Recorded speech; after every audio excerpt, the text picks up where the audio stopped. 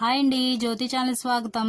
ఇవాళ ఏంటంటే mushroom gravy curry చేస్తున్నానండి. నేనేంటంటే వేడి నీళ్ళు పెట్టుకొని అందులో కొంచెం సాల్ట్, కొంచెం పసుపు కూడా వేసుకుంటున్నాను. పసుపు ఎందుకు అంటే మష్రూమ్కి ఆ బ్యాక్టీరియా అది ఉన్నా సరే క్లియర్ అయిపోద్ది. నేను కడిగేసుకున్నానండి. కడిగేసుకొని నాకు కావాల్సిన సైజులో కట్ చేసుకున్నాను.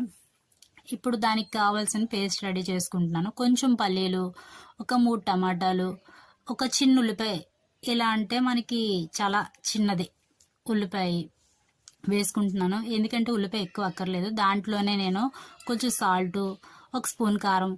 కారం అంటే కొంతమంది స్పైసీగా తింటారు కదా, దాన్ని బట్టి పెంచుకోవడం తగ్గించుకోవడం చూసుకోవచ్చు. నేను తాలింపు పెట్టుకుంటున్నాను. కొంచెం కరివేపాకు, మనం మిక్సీ చేసుకున్నాం కదా ఆ పేస్ట్ కూడా ఒక 5 నిమిషాలు వేపుకోవాలి. ఎందుకంటే పచ్చివాసన పోయే వరకు. ఇప్పుడు ధనియాల పొడి, ఇంకా మసాలా పౌడర్లు ఏమీ వేయట్లేదండి, ఓన్లీ ధనియాల పొడి వేసుకుంటున్నాను. అది చాలు, ఆ ఫ్లేవర్ బాగుంటుంది అది ఒక్కటి వేసుకుంటే.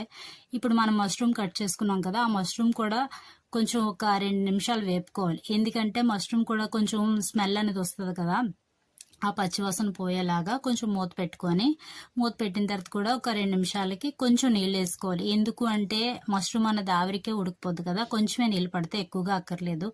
ఈ కర్రీ మనకి పరోటా కానీ, పుల్కాకి కానీ, చపాతీకి కానీ, నాన్కి కానీ చాలా చక్కగా సూట్ అవుతుంది. కొంతమంది గ్రేవీ లాగా నచ్చుతుంది కదా, బిర్యానీకి కూడా తినొచ్చు, వాళ్ళ ఇష్టాలు బట్టి.